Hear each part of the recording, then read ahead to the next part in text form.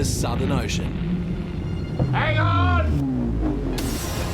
Australia's deadliest stretch of water. But if you're game, there's big money to be made out here. Couple of customers, $600 worth. Sometimes you just need luck. You rub the wood. We're not greedy, we just want more. It's nearing the end of the rock lobster winter hunting season. They'll take your finger off. Yeah, we're off the mark! Money! For the lobster men, it's their last chance to put cash in the bank. The bigger the better. If it weighs, it pays. Until the fishing grounds reopen in spring. Get it right, and they can make a fortune. $12,000 worth. But get it wrong, Yeah, fucking trick. and they can lose it all. It's game over now, I think. This time, What the fuck is that? what is floating in the water? I hope that's not a fucking body. Can the bold contender break the curse of the big reds? Trying to catch a red one, and we got a nice one in that one. I've never seen that before. The surveillance crate. And the Triton's rogue wave wipeout. Hang on!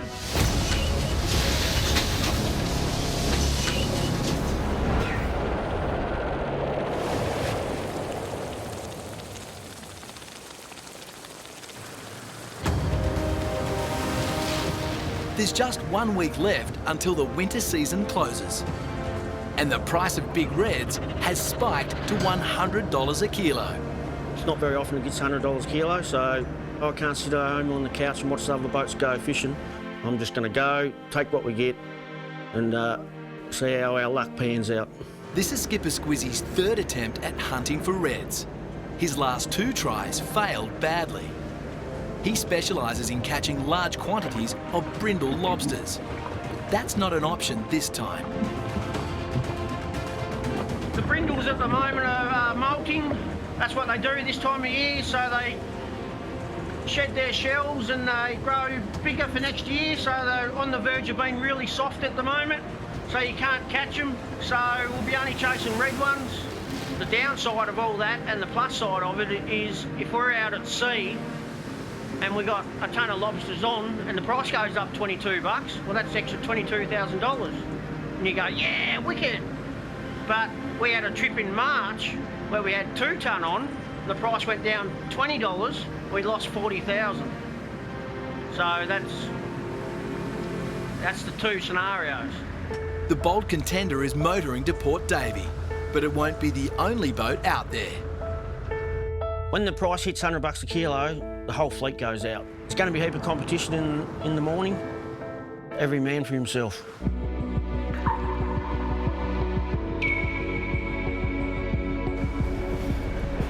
The Shank, southwest Tasmania.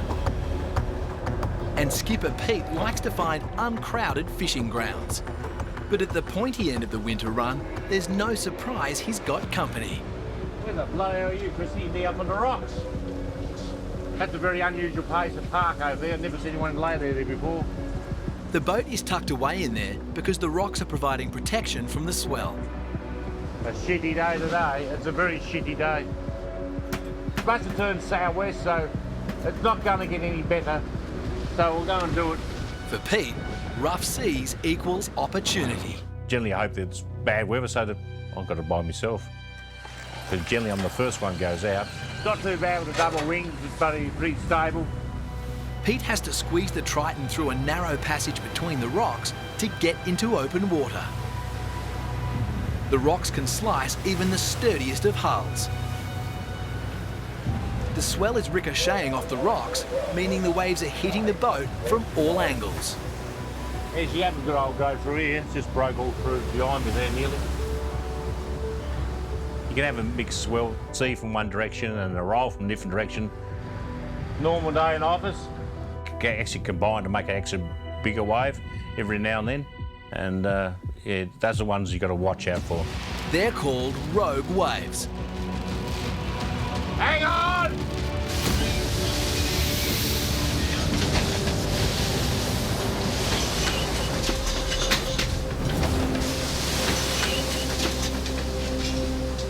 I just wore one. Fuck that. Smart person that cared about people's safety wouldn't fucking do this shit. We just hit by a breaking wave, then just up to put green water down the deck. When you got a good boat, no problems at all. Just deflected off lovely. I've seen better days in office. I've seen a lot worse. Just normal stuff. A lot of people want to go fishing and they spend one trip out and say, nah, not for me. Can't handle the bad weather. I just thrive on it. Pete's thriving. Maddie, on the other hand, seems more interested in just surviving.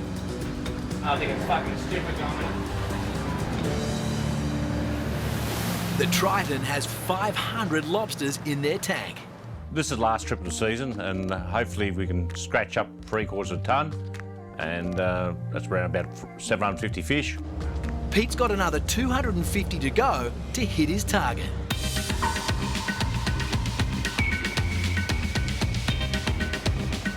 Port Davey, and the bold contender is pulling in the pots they set last night. And miracle of miracles, Yes! the boys are smashing it. It looks like they've broken the curse of the big reds. I'm very surprised with what we're catching. Just getting pots from 5, 6, 8. Nice big red ones. The start we've had, I just hope that it keeps going through the whole 60 pots, because if it does keep going like this, it's going to be a big day. Going to get excited, baby.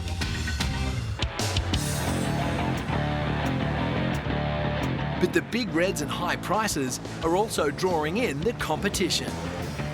Fucking cockhead. He's fucking shooting pots. We had pots last night. Good pots. No one fucking owns it, mate. You go where you want, but he can fuck off. You like to have the whole area to ourselves. That's not going to happen. Yeah, I'd like him to fuck off, but I don't think he's gonna. Fucking cockhead. Another boat in the area. Just give each other a bit of room.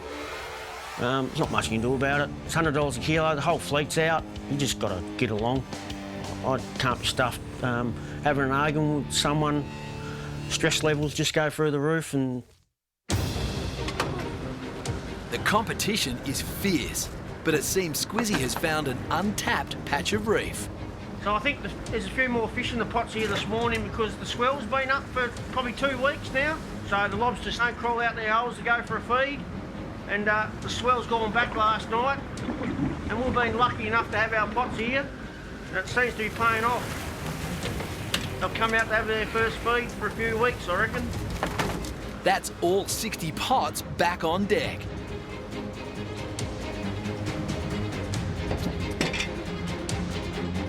The numbers are huge. Number 201. Wouldn't have thought that yesterday. 201. Their total for the morning is a thumping 216 lobsters. It's Squizzy's best shot of the winter and the single best shot of the fleet. The Brindle Master is working his way towards becoming a big red winter winner. Mate, I'm wrapped. I'm bloody excited. I could retire on that shot. Let's just unbait them now, Tober, and let's just go home and cash in the money. Because $100, yeah. I reckon that'd be 170 kilos plus, a bit higher. So it's a $17,000 morning. Can't whinge at that. The bold contender is ahead of the pack. And there's one skipper Squizzy's especially keen to crush. I don't normally worry about what other fishermen catch, but if I can beat Glenn Jager this morning, I'll be wrapped. Glenn's the skipper of the Anson's Bay. I'll probably retire on that, I reckon. He reckons our pots don't catch redfish that well. He calls them chook tins or something, I think. We'll stick that up you, Glenn. Snake charmer. Glenn is also fishing in Port Davey. And on his third day out, he's also winning on big reds. Hey! Poor fella. That's a good looking pot for around here. So our target this trip's going to be 700 kilo. We need about 840 lobster to get about 700 kilo. That's what we need for our trip. So we need to average about 100 fish a day. Bloody 44 beauties! More than we got at Matt for the last couple of shots. We should have been up here. That takes their tally to 374 lobsters.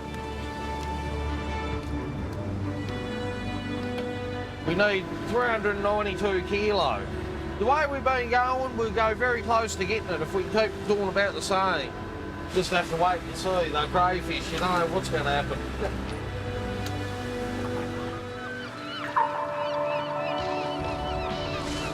Back at the shank, Skipper Pete and Deckhand Matty are hauling in their pots.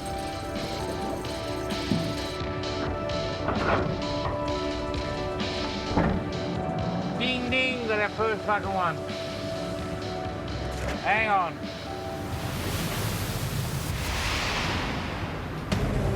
Pete's stabiliser wings help to reduce movement, but with a 4-metre swell, it's still all rock and roll. If you're laying on the water with a big roll, it's just like sitting in an elevator going up and down, going up 3 or 4 stories and back down 3 or 4 stories. At least the pots are coming up full.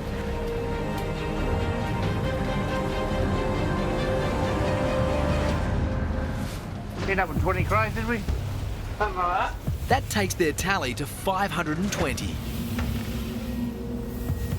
But the count is the last thing on Matty's mind.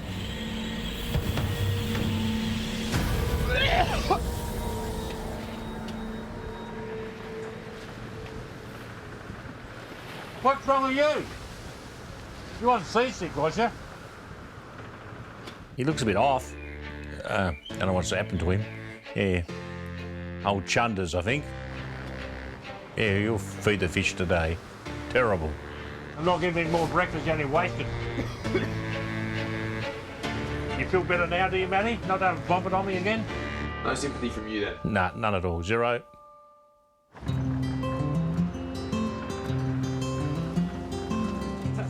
That just made me feel so shit.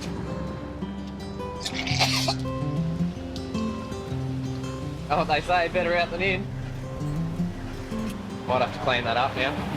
Seasickness is an occupational hazard, but there's still a job to get done. If you're sick, bad luck, just work. How do you? Just don't stop. If I'm sick, I don't stop. I don't expect the crew to stop.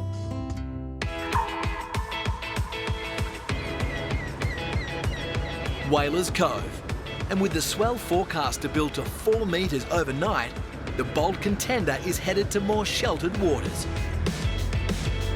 The Anson's Bay is also pulling its last pots for the evening. Glenn Jager's up here pulling his pots. The community of fishermen, we all know each other. Pretty tight group. Like me and Glenn, we talk on the phone each a bit. And now and again we share information. I'll tell him what I'm catching. He tells me what he's catching. Squizzy, very good fisherman, like out in the deep water, he's unbelievable out in the deep water. He catches a lot of fish, a lot of fish. You get him inshore and he struggles a bit, but... Anson's Bay, bold contender. Yeah, on this one, Glenn. There you go. Yeah, well, boy, what's happening? Not much, mate. Fair enough. Yeah, we only got 25 because our first 43 pots only had about 8 or so. Oh, fuck. That wasn't the number on Squizzy's whiteboard. I never ever tell the truth on the radio. Always bullshit. And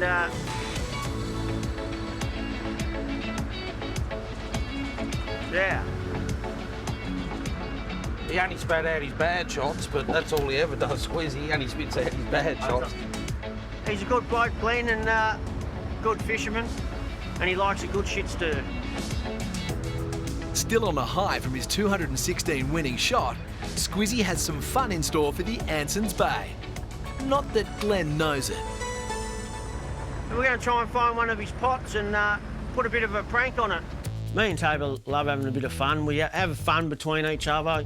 When we get a chance to play a prank on another fisherman, that gets us up and about. We enjoy it. We have a bit of a laugh. So the plan we've got today is blow up this dole, dress it up in full wet weather gear and tie it to Glenn's pot. And hopefully it looks like a man overboard. It's turned into a big day, isn't it? We played pranks a fair bit. The only worst thing about it, it starts a war. Idea behind it looks like a man's gone over the side, which if you weren't expecting it, would be pretty scary.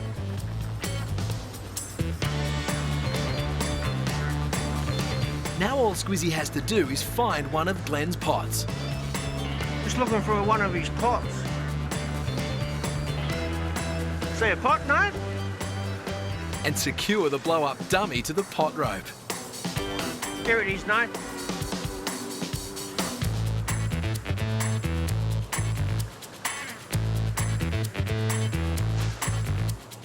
Our man overboard, Deckhand lost at sea. I reckon it's the prettiest deckhand I've ever seen. Hey, no? I reckon from a distance you would look at it and go, geez, that could be someone hanging on to my pot, needs help. But I reckon when he gets up to it and sees its face, he'll have a good old laugh. With his bait set, Squizzy motors on.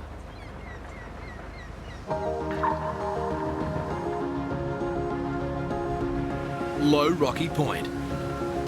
And the Triton's setting its pots. Matty's managing to keep his sickness under control. Oh, hang on. Right. But not his concentration. Gonna go back. Ah, Matty mucked up, he did. He set 2 sets of boys instead of 1. The 1 set got tangled up the other one. It's a simple mistake. Bloody good help start again. But it does call for a circle of shame to untangle the boys. The circle of shame is what skippers call it when a deckhand fails to throw or land a pot properly and they need to motor back to fix the problem. It don't cost you anything much, a little bit of diesel, and the time and the frustration of doing something twice. Oh, and he fucking missed it too.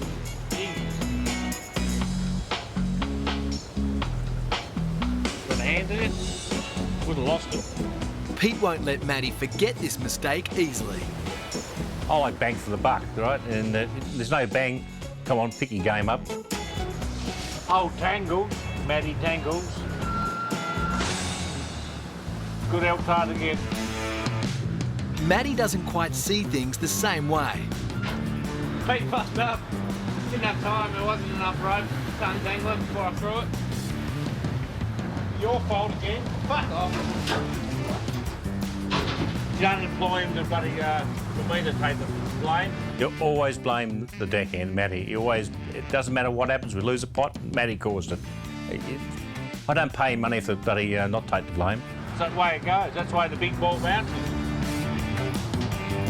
Yeah, he has his times, he can get a little bit hot-headed, but I'm used to it now and doesn't really worry that much. I usually only laugh at him or give him a stir up and rev him up a bit. Doesn't faze me. He lost all his breakfast this morning. That was a waste of good money. Buck up there, boys, just a minute ago. There's always something happening. Fuck, he talks some shit.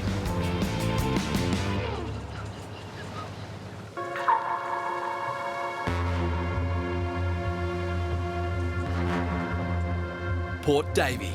And the Anson's Bay has one last pot to pull before the day's out. What the fuck is that? You see that? Yeah, what is that? Glenn's fallen for Squizzy's dummy trick, hook, line and sinker. What the fuck is that? I hope that's not a fucking body. Well, I'm thinking, I hope this ain't a dead body. Like, I'm thinking, I don't want to have to deal with this.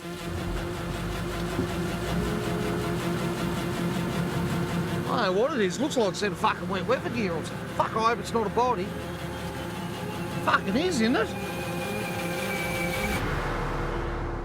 It don't look real good at all. I don't really like what I'm saying. No. Oh, fuck me. Someone's playing games. Fuck. Fuck. I thought that's fucking someone fucking dead. Fuck me. Bloody oath it's relief. Like, It's, yeah, a huge relief, actually. It's like, thank Christ for that. But that's Squizzy, the bastard. Why's he got to blow up dough on his boat? Oh, me fucked. He's just got nothing better to do. He's not as Squizzy as fucked me. We'll make a bit of a game plan. We'll get him back before the end of the season.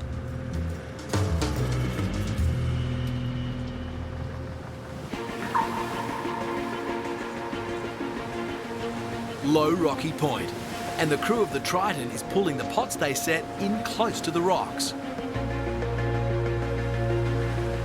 Pete's trying to get the boat as close to the boys as possible, I'm looking for the rope.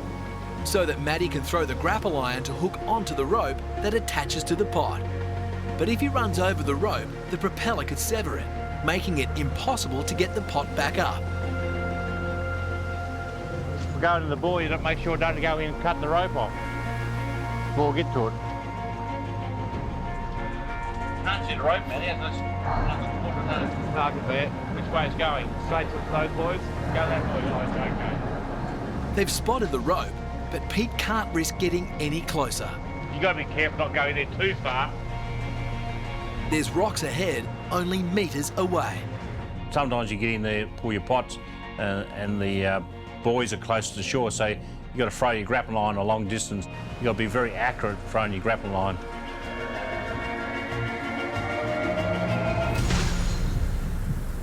Nailed it. Now Pete must reverse to the safety of deeper water. It could be pretty hard work close to rocks in the fact that you're concentrating all the time, and you've got to be thinking all the time.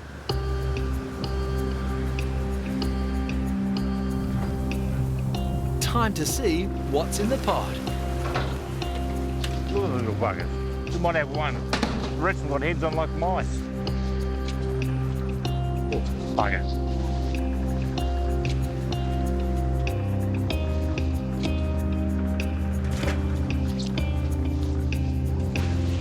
Two.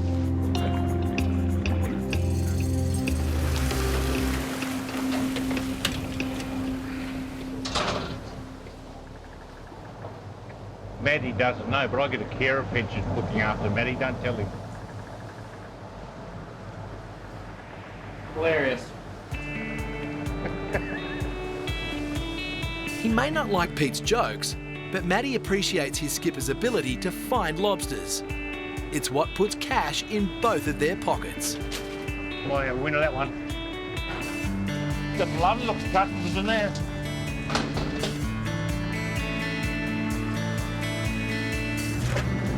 I think that's it. Yeah. Pete does the shot count. That wasn't a bad cricket score. 104. That actually was better than what I thought I was going to do. A lot better, actually. That takes their total to 624. They're after 750, give or take a few, for the trip. They have 4 days left to do it. That's when the winter season officially ends. Yeah, we've got 104 off the shot. That's pretty good. Yeah, it's worthwhile. You happy, Matty? Usually when I get a good shot, Matty makes me a cup of tea straight away. It's a bad shot, I don't even get a cup of tea or nothing. Yeah, not even a smile. I got the cup of tea this morning, I'm very happy.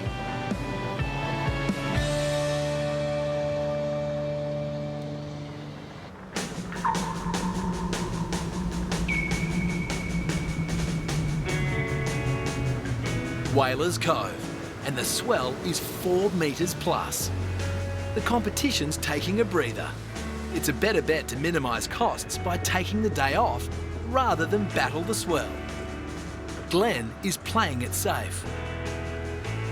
The weather is crap, the swell's up, windy. I just know we wouldn't catch nothing. We'll go out tomorrow. We'll definitely go out tomorrow. There's going to be a bit of swell on, but we'll go out.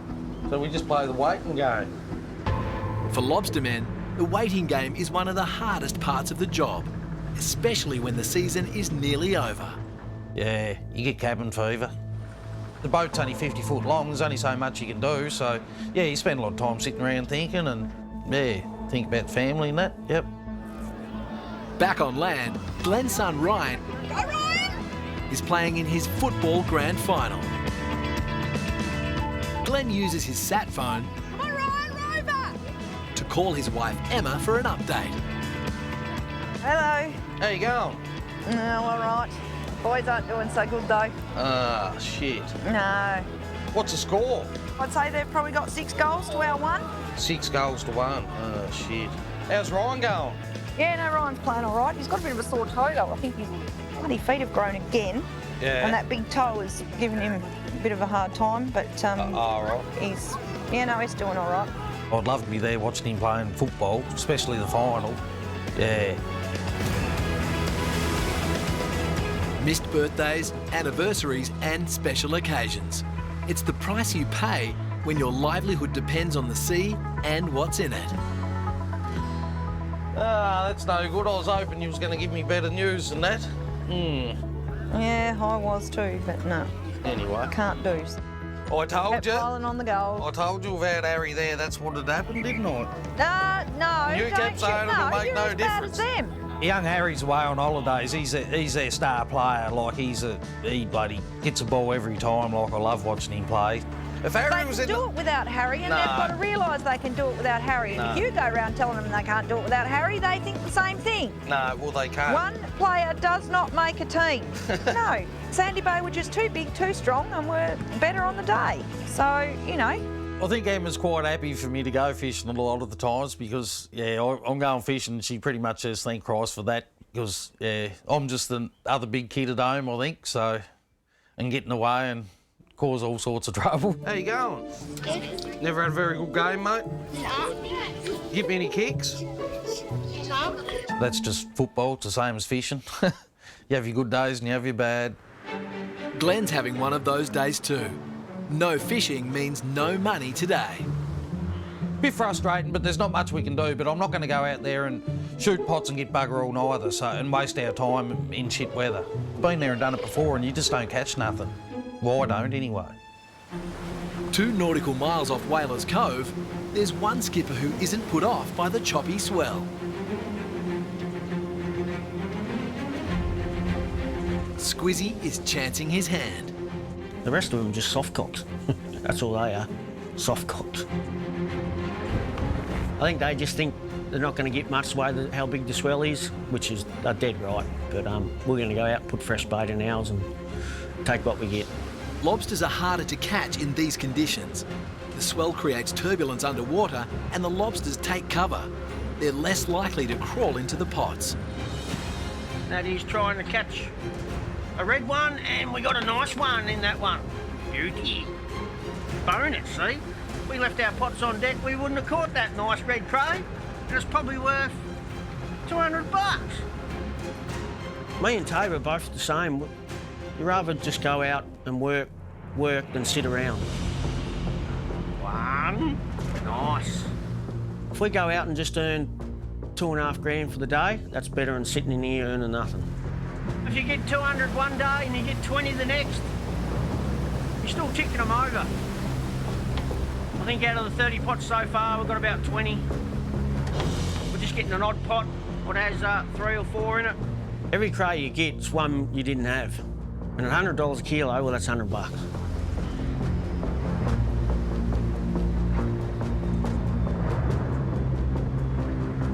I mean, I could have sat in here and watched TV all day, but we're running a gen set all the time, which cost about $250 just to sit there and watch TV.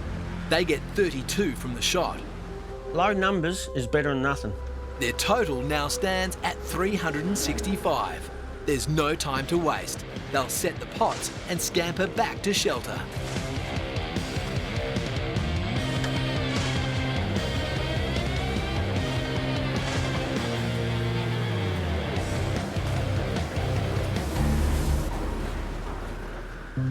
Whalers Cove. And skipper Glenn is keen to find out how Squizzy's fishing went. That's assuming he can get a straight answer out of Squizzy. How many beers we having? Not very often will we go and have a beer on another boat. Not very often at all. Probably once every 4 or 5 trips we might go and have a beer on another boat. Not a very nice day to run around the dinghy, but there goes our sleep.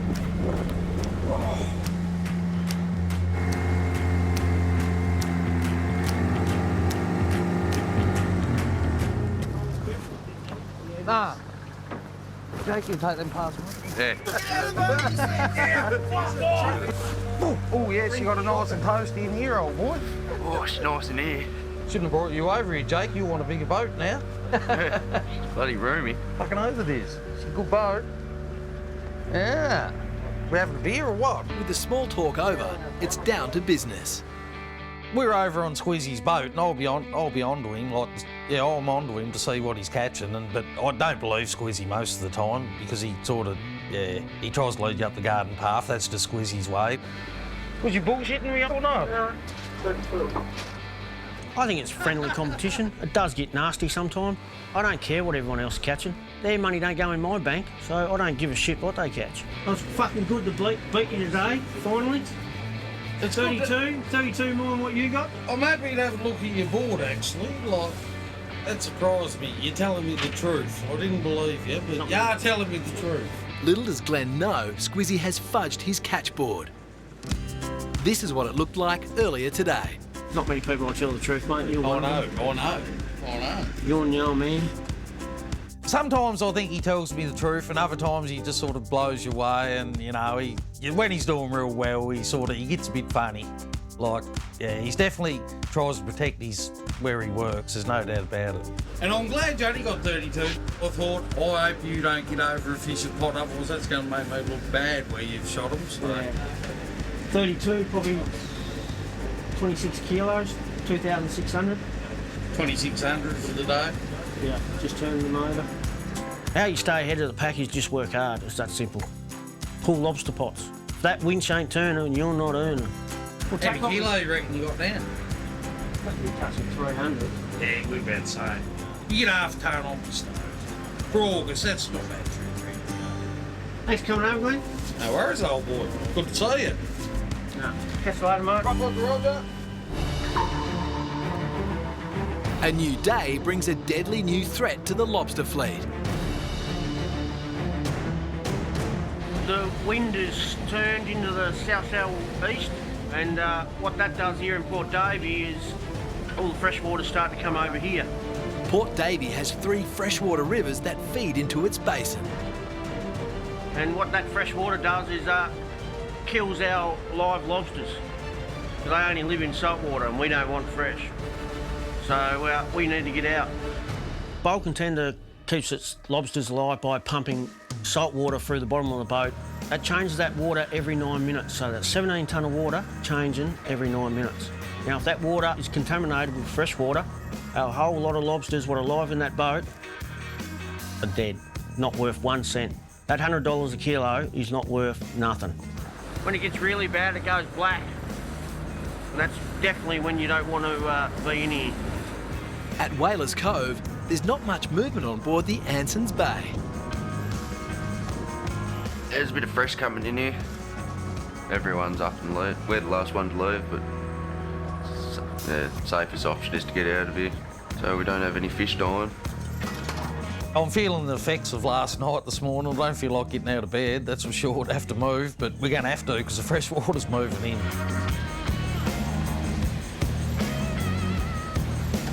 It's getting pretty thick, so we got to get out of here. Bloody brown on top.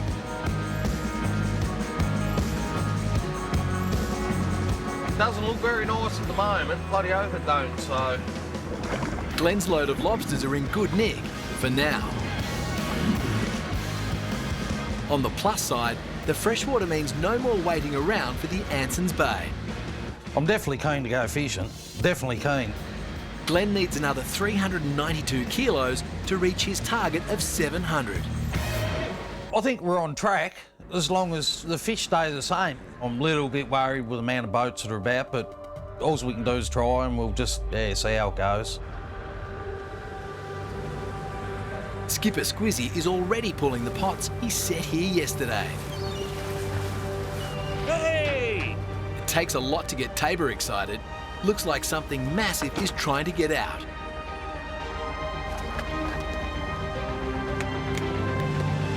How old do you reckon, Tabes? Probably 20, 25 years old. Probably $280. That's the biggest one we've caught all trip. No one else caught one of them today because all their pots were on the boats yesterday. With all of their pots up, it's time for Squizzy to do the count. That was a few more than what I thought after we saw the swell, how big it was last night. That's 49 for the shot. I got 49 more than everyone else at Port Davey. And that brings their total catch to 414 lobsters. There's only 3 days to go in the season, and looks like definitely a few months off anyway, if not 3. I'm looking forward to it, actually. We'll just have to budget the money to get through, but it's going to be good to spend some time with the family. Sunrise at Green Island. And skipper Glenn and deckhand Jake are pulling the pots they set last night.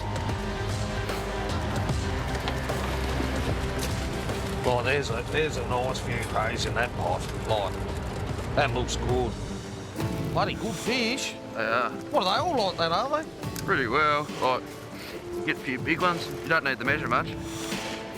Oh, he's a nice one. 9, I think. 10, weren't it? 9 or 10, yeah. 10. Good pot. Bloody hell. $1,100 worth of crayfish. Yep. Jake would have earned about a bit over $100 out of that pot. That's just put a smile on his dial.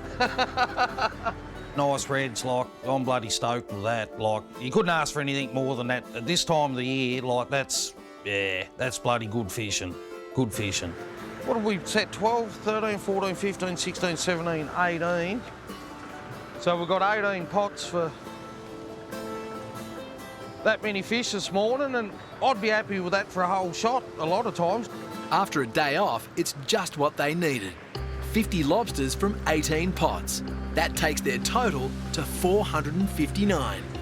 Where we had the pots, that was a good little area, and the swell had gone off, and, you know, all the stars aligned, I suppose, and everything was right. So, yeah, it was lucky enough to have half our gear in the right spot last night.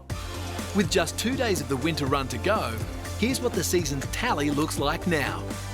The Bold Contender is on 414. The Anson's Bay has 459 and rising. And the Triton has 624. The Minamurra, the William Norling and the Barralee have all returned to port and have finished for the season. Glenn has 31 more pots to pull, but the next pot he spots belongs to somebody else. We're fishing around Squizzy now, and I've just spotted one of his pots, so I think it's about time we paid him back. We'll go and play a little prank on old Squiz, I think. This is why Glenn is paying Squizzy back. What the fuck is that? You see that? Yeah, what is that? I hope that's not a fucking body. Oh, me fuck.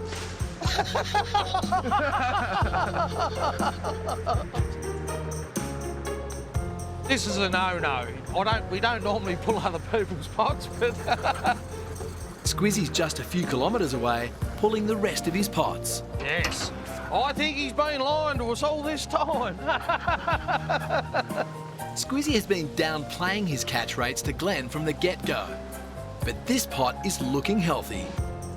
He says he's not doing very well, but there'd be 4 or 5 measures in there. By measures, Glenn means legally sized male lobsters. 5 in a pot is a great result. We've caught him out, I think. Because of Squizzy's dummy prank and deception, Glenn's decided that surveillance is in order. It's called Lobster Cam. I think we'll tie a GoPro to a cray and we'll keep a bit of an eye on his pot and see what goes down. They'll get a laugh out of this, they'll go, you bastards, I reckon. You'll only have to put up with it for an hour, mate. Just slide him down nice and slow. The trap is set, but will Squizzy take the bait? And we'll get to see what his facial expression is when they pull the pot and see the GoPro on the cray, so it'll be interesting. The Bold Contender has rounded Green Island on its way to the pot cam. A couple of good pots there, Toad.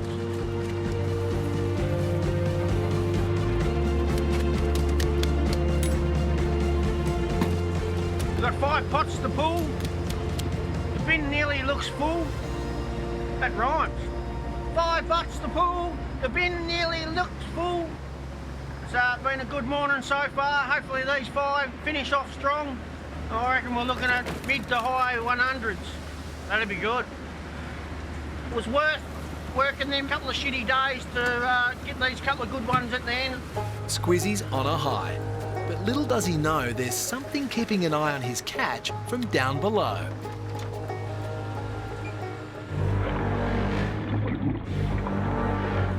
Ain't bad, Squizzy?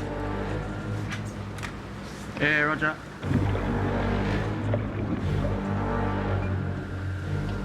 Have you found our surveillance yet?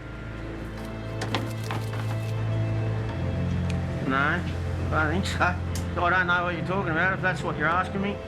I look up in the sky, I thought it was one of them drone things he's got flying around. I know after the dole that Glenn's going to try and get me back. Ah. I thought you might have found it by now.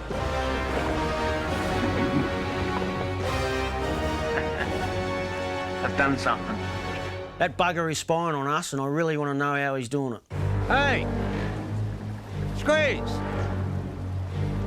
Fucking idiots.